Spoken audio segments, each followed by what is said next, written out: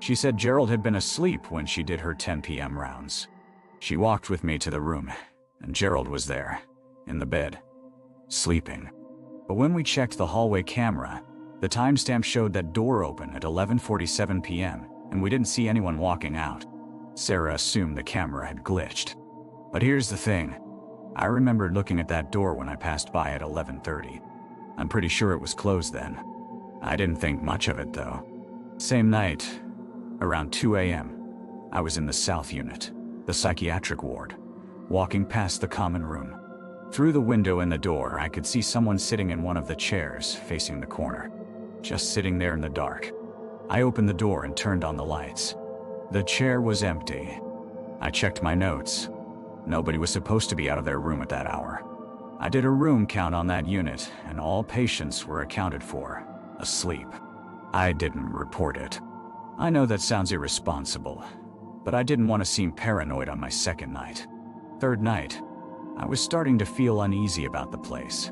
There was something about the building that felt different after dark. Not evil or anything theatrical like that. Just tense. Like the air was thicker. I mentioned it to Sarah when she came in for her shift, and she nodded like she understood exactly what I meant. She didn't elaborate. Around 1:15 a.m., I was doing my North Unit rounds, the locked psychiatric ward. This unit had 12 beds. As I walked past the windows of each room, checking on residents, I started counting. 1, 2, 3. I got to 9, then paused. The 10th room was occupied, but I didn't recognize the patient. I've got a pretty good memory for faces, and I had reviewed the resident roster. This person didn't match anyone on the list. They were lying down, so I couldn't see them clearly, but they had dark hair and were facing the wall. I went straight to Sarah. I told her there was someone in room 10 North that wasn't on the roster. She went pale.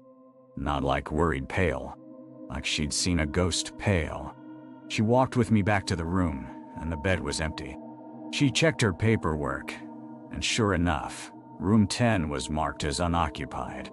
Sarah sat down in the hallway and told me that Blackwood had lost a patient in that room in 2004. A psychiatric patient named Marcus. Yeah, same name as me, who died during a restraint incident. The official report said it was an accident. Sarah said there'd been staff present when it happened, but the incident reports had disappeared from the file. The patient's family wanted an autopsy, but the facility fought it. Eventually, the family ran out of money for lawyers and stopped pursuing it. Room 10 had been left empty since then. No patient had been assigned to it in 15 years. I didn't work another shift. I called Rebecca the next morning and told her it wasn't working out.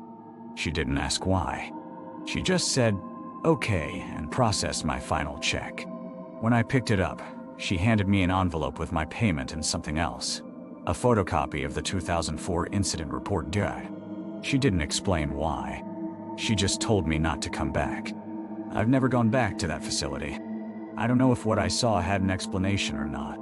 Maybe it was glitches and coincidences and tricks of a tired mind. But I'm not interested in finding out.